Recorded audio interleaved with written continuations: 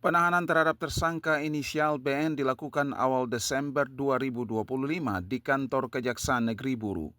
AN yang aktif menjabat sebagai Kepala Desa Nanali sejak tahun 2019 hingga 2025 ditetapkan sebagai tersangka setelah melalui rangkaian pemeriksaan oleh penyidik.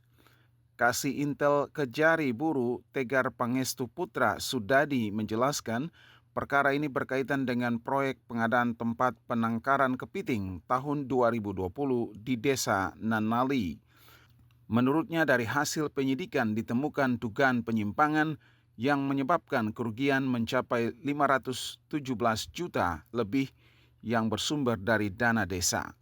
Tugas sebagai Kepala Desa Nanali aktif sampai sekarang dari 2019 sampai 2025.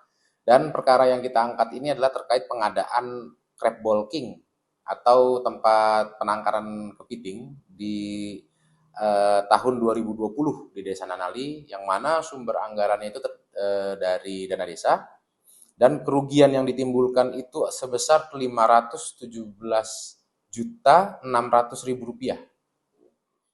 Diketahui pihak Kejari telah memeriksa sebanyak 8 saksi, mulai dari perangkat desa hingga pihak ketiga. Kendati tidak menutup kemungkinan jaksa akan menghadirkan saksi tambahan di persidangan jika diperlukan berdasarkan fakta sidang. Atas perbuatan AN dijerat pasal 2 Yunto pasal 18 Undang-Undang Tipikor Subsidiar, pasal 3 Yunto pasal 18 Undang-Undang Tipikor.